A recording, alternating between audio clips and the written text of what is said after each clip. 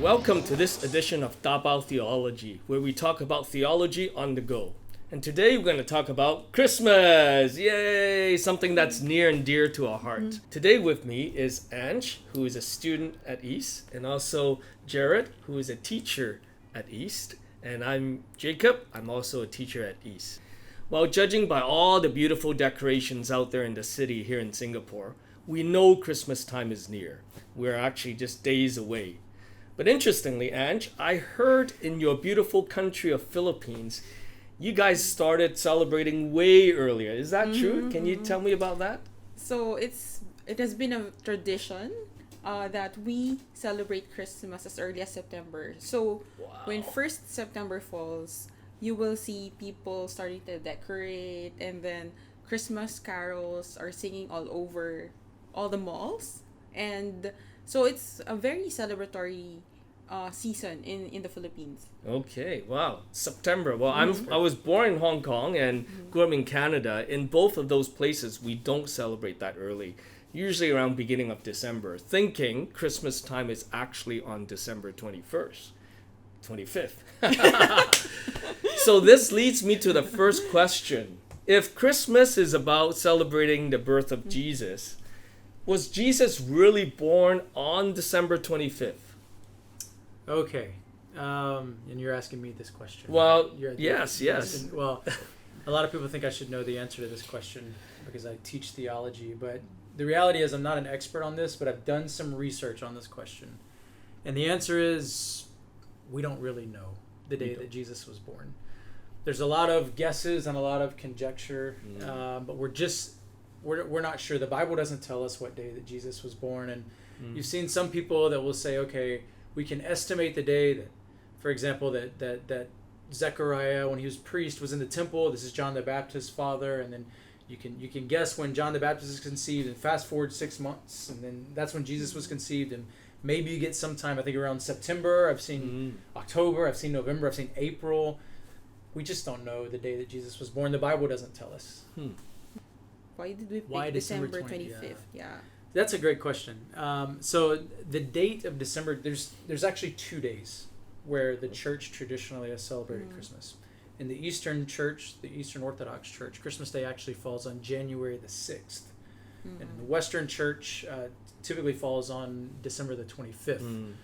So it depends on the tradition you're from. Now, most of us are coming from that Western tradition, so we celebrate Christmas typically on December the 25th. Now, where did this come from?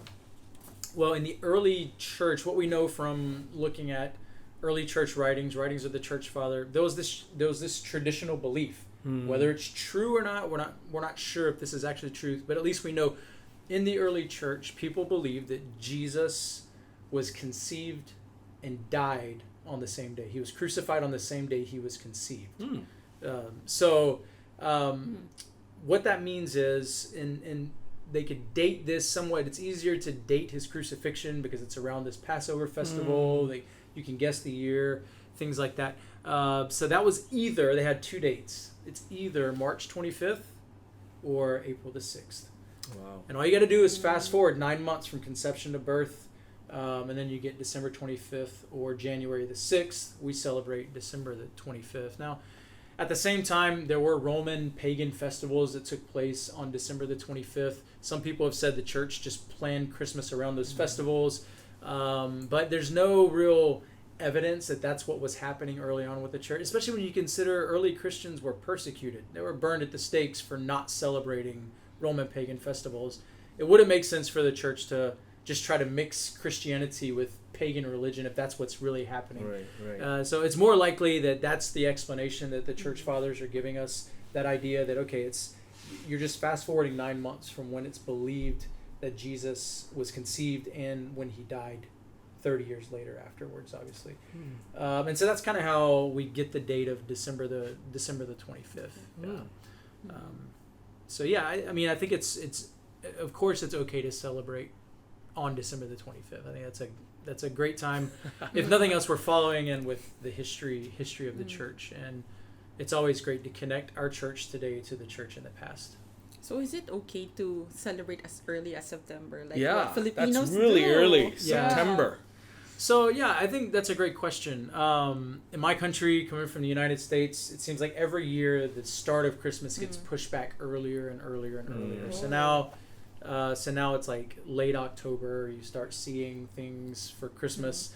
The main thing is, I think, and I'm not sure how it is in the Philippines, but in the United States, the reason for pushing it back earlier and earlier, it's consumer driven.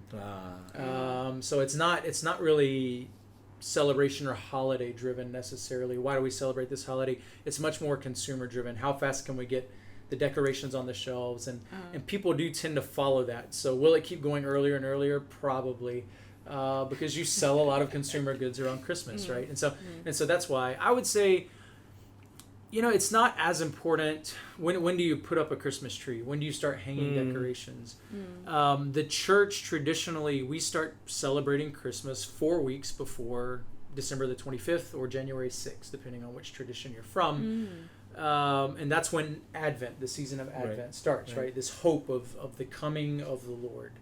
And so we celebrate 4 weeks before, and that's following with the church calendar. I think there's value to following the church calendar because it really puts our time in the locus or in the scope of God's time, in the story of Scripture and what the Bible is telling us about reality. And the church calendar tends to mark that.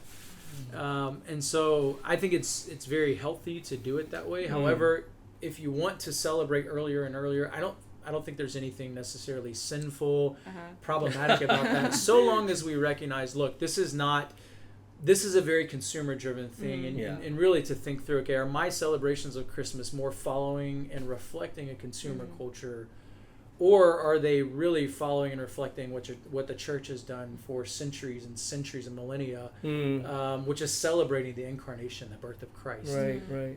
And so I think that's important, because if we're just following a consumer culture in our celebration of Christmas, ultimately what we're doing is we're going to reflect that to the world. Whereas Christmas has this wonderful message that we can communicate to the world just in our celebrations. And so what's more important than what day do you start is actually, what are you celebrating? How do your celebrations reflect those things? And I think that's important to think through. Actually, in the Philippines, it's very interesting because our celebrations also end during Valentine's Day. Since we do not celebrate Chinese New Year, so it's from September to February. It's like half a year almost. That's a big chunk of time. And I was just reflecting on what you said about the meaning of Christmas, but I honestly noticed in the Philippines that whenever we celebrate it, like we see decorations, I also sense the feeling of people being more kind, more forgiving. The spirit of Christmas, right? We really celebrate it not just externally, but I feel that whenever people see lights, their emotions also light up, and they are more giving to others. And we also grew up knowing or thinking that Santa Claus is real. Yeah, well, I mean, that's a good point. This whole spirit of giving, we often attach it to this guy named Santa Claus, which we see everywhere around town, right? So Jared, let me ask the $1 million question. Is Santa Claus real? I know, there may be kids listening, but we still have to speak the truth, right? So is Santa Claus real? Yeah, that's a great question. So the legend of Santa Claus is based on a real person. Okay. I know in church history, Saint Nicholas. Saint Nicholas is a 4th century bishop who he was actually lived in Turkey. And so he was serving in Turkey, and what St. Nicholas was known for, there's a few things that he's known for. So I'll give you one kind of church history nerd thing that St. Nicholas is known for. In the Council of Nicaea, which is this really important church council, it took place 325 AD, and it was against Arius, who is basically, Arius is denying that Christ is God, right? Just to sum it up. And the church is holding a council to deal with this teaching. St. Nicholas, and this story may not be true, we're not sure. There's a legend that St. Nicholas actually was such a strong defender of Orthodox Christianity and who Christ was and that Christ was God, that in the council he got so infuriated that he slaps Arius. There's actually a painting of Saint Nicholas. This is an old painting of the Council of Nicaea, and in one of the things you see Santa Claus, Saint Nicholas right there, just slapping Arius in the face. Not something you would a fun imagine fact. today. So you wouldn't Santa imagine Claus hitting Santa someone. Claus No. like that. No, yeah. No, but what Saint Nicholas was known for is giving, and in the Roman Catholic Church, he is the patron saint of giving. They have that tradition, but he was known for giving gifts, but not just giving gifts, but doing it in unexpected and hidden ways. And so that's where this kind of legend of Santa Claus came from. Was from Saint Nicholas, a real person. Right. So in that sense, was Saint Nicholas real? Absolutely, yes. Santa Claus itself, as we think of him now, was actually it's evolved and it's transformed through the years and through cultures.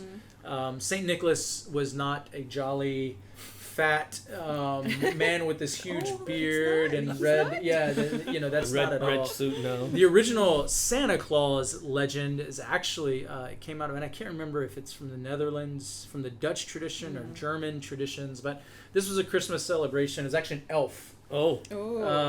So Santa Claus is originally an elf. Eventually that transformed into this jolly man. It's sent over to America. America sends it out to the world, this idea that he goes around the world and gives gifts. So Saint Nicholas, real person. The Santa Claus we think of today, that's more just evolved through the years, and that's not that's not actually the real person or who Saint Nicholas was. Right. Yeah, I just Googled and saw the difference of Saint Nicholas and Yes. Yeah, so but you they can got the see beard there. right. Yep. So you have an Eastern Orthodox icon of Yeah, Saint that, Nicholas. that guy looks like that. He looks pretty someone angry. he would slap, you know. Yeah, he looks pretty angry, and then you have Santa Claus. So you can see the way that our ideas have transformed So did through you? the years. I'm just very curious. Did your kids believe in Santa Claus, or how do you explain? Sure. I never talked about it. I don't know. I may be the only father out there who doesn't talk about Santa Claus, but I want to avoid the controversy by not bringing it up. Maybe that was my approach. I don't know about you. We just we talked about it as a fun game, as a tradition. Again, I hope not too many kids that believe in Santa Claus are listening to this, but so our kids know that they've known it's Santa Claus doesn't really come around and bring you gifts. The main reason for that is, at least in the U.S., the tradition with Santa Claus is that if you've been a good girl or boy, then you get gifts. Yeah. Good things are given for good behavior. Yeah. And if not, then you get a lump of coal. And we just felt like that was a little... in Christmas, we want the gospel to come forth. That was just very legalistic way of looking and making Christmas. It also just centered Christmas around the gifts that I'm getting. And we just felt like, look... In the West, a lot of times Christmas is just turned into this like, 'tis the season to get what you've been coveting all year. Right. That's what everybody talks about. Put it on your Christmas list and things like that. And so we were trying to do something a little different just in our family traditions and try to move away from that. So we tell them, look, Santa Claus is a game. Maybe some of your friends believe in Santa Claus. It's not for it's for their parents to tell them about Santa Claus when it's time. It's not really for you guys to tell them, but no, Mom and Dad, we give you gifts at Christmas because we love blessing you. Yeah. And there's a tradition of gift giving at Christmas, and we want to take part in that. But Santa Claus, we don't just say Santa Claus is evil, it's bad, nothing like that. We just say this is a game, it's a fun game that some kids play. Right. So how do you for you? How do you explain to your kids about gift giving in Christmas or? Yeah, that tradition. What's the essence of giving gifts to others or to each other?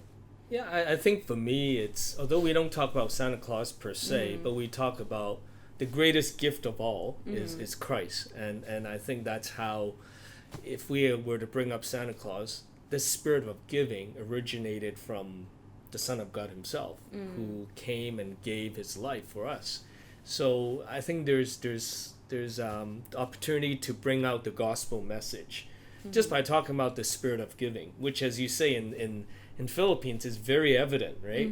And so that gives you an opportunity to build onto the true significance or the origin of this giving, which is from Christ himself. I was just thinking, what about for those who cannot afford giving gifts to Christmas? What can they do, or how can they celebrate? Yes. So what do you do and this is the question: if you take gift giving out of Christmas, is it still Christmas? Right. And see, I think that's where a lot of the consumerism is really taken over Christmas. Right. And this idea of Christmas is that you have to give or receive gifts, and that's the main part. That's not necessarily a bad thing, especially when you're a child. Obviously, this expectation of receiving these things, that's a lot of fun. But you do have to think about, what do you do if I'm in a position or financially in this hardship position? How can I celebrate Christmas without gifts? Right. The core of the celebration of Christmas is Christ, right? It's God's gift to us. God the Father sent God the Son into the world, and God, this eternal God, this all-powerful, omnipotent God, becomes flesh. He takes on humanity in order to save us. And that in itself is a gift that involves, we can remember that, we can reflect on that at Christmas and build our Christmases around that. You don't need to receive or give a gift. It's a nice tradition, but you don't need to do that to be able to celebrate Christmas. And honestly, I think the more that we are purposely conscientious about building our celebrations around that, the less important the gifts actually become. Or at least the gift giving and receiving fits into it fits into its proper place in the season. So you can absolutely celebrate without gifts. And I would go as far as to say that we as Christians probably need to think about how can we make gift giving and receiving less a part of our celebrations. Well, so far it seems like we've been talking about, when do you start celebrating Christmas? We talked about people like Santa Claus, that seems to represent Christmas. And then now we're moving into some of the sort of the spirit of Christmas, what is this whole spirit of giving? So allow me to kind of go deeper into sort of the theology behind Christmas.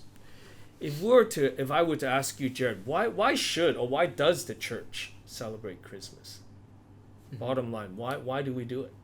Yeah, that's a great question, and I think it's a really, really important question that we reflect and we think about this. So the verse that I love to go to for why do we celebrate Christmas is John 1:14. And so the message of John 1:14, that the Word became flesh and dwelt among us. That we've seen His glory. Glories of the only Son from the Father, full of grace and truth. And so if you look at John, the book of John, he's got this grand opening. In the beginning was the Word. It's making us think back to creation. But in the beginning is this Word. And this Word was God. This Word was with God in the beginning. Right? All things are created through Him. It's making this statement about who this Word is. And of course, John tells us later on this Word is Jesus. Right? But this is this all-powerful, eternal Creator God. And then you get to verse 1:14. It says the Word became flesh. And that statement, this beautiful statement about why we celebrate Christmas. Christmas is all about what, in theological terms, we call it the Incarnation, basically, which is just the Word became flesh. God becomes man. Without giving up being God, He becomes man and takes on the fullness of our humanity upon Himself. The second person of the Trinity. And it's this incredible act of love. Why? Why would the eternal God take on human flesh with its limitations? You think even without sin in the world, okay, we're still limited. We are still dependent.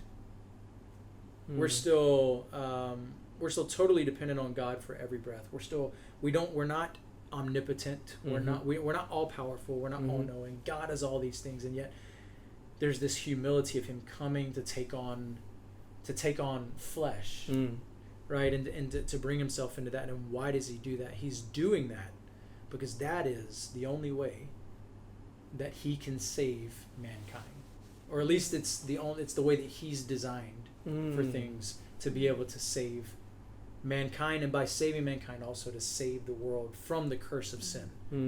We as humans, we're the ones that turn away from God. We're the ones that have brought this curse on the world. God Himself is the one that solves the problem by becoming flesh and entering into our humanity, and not and this is the amazing thing. And if you go to Matthew, and especially Matthew in the book of Luke, what are they showing us? They're showing us that the King is coming down into this world, right? And he's coming down to bring his kingdom back into the world, Right. So that that things on earth, his will is done on earth as it is in heaven, Right. And to restore and to renew everything that's gone bad. This terrible undoing of God's beautiful creation, God's beautiful story. The undoing is going to get undone. Right. And it's going to get undone through the Word becoming flesh. But the King comes not riding on this majestic white horse, not in this full power, this display of fury and terror, like we would think of rescuing kings coming. He comes as a baby, the most vulnerable, the most needy, the most dependent, the weakest of creatures. And why? Because he's taking on everything that it is to be a man. Yeah. Everything that's touched by the curse, Jesus is going to take that on, and he's going to live that out without sinning. So he enters into this sin curse world. He takes that curse and he bears it on himself by becoming human. And then in every step of his life is a step in living that out until he dies, taking that curse to its fullest point, which is death on the cross. So where there's nothing that he hasn't done for us, and for the purpose of saving us, for atoning for our sin, right? And so at Christmas we celebrate that. That's what we're celebrating, is the Incarnation. The Word has become flesh. He is dwelling. God is now dwelling with us as human, bearing our curse, the curse that we brought on ourselves, bearing the curse of the world. And you think of everything that's wrapped up in the curse of sin: disease, frustrations, broken relationships, anger. You think of all of those things. What of those does Jesus not touch? Right? He enters into a world with sickness, but he doesn't separate himself from the lepers. He doesn't separate himself from the ill. He enters into a world where relationships are broken. Yet he's willing to undertake being abandoned by his best friends. Right? There's no part of the curse that he isn't touching. That's why the Christmas hymn says, he comes to make his blessings known as far as the curse is found. The curse is really, really deep. It goes really far. And yet Christ is coming as a baby in this world to grow up, to develop, to learn, to do all these things that humans have to do, and to live and to walk in our filth and our dust for our sake, to bear that curse on our behalf. So that's what we're celebrating at Christmas. It's richly, richly theological. But I think if we can really just get a hold of that, that can really transform our celebrations. Right? For sure. Because the gift of the gospel is Christ. For sure. And that's the gift that we're giving. That we're given at Christmas, and the one that we're given to give to others as well.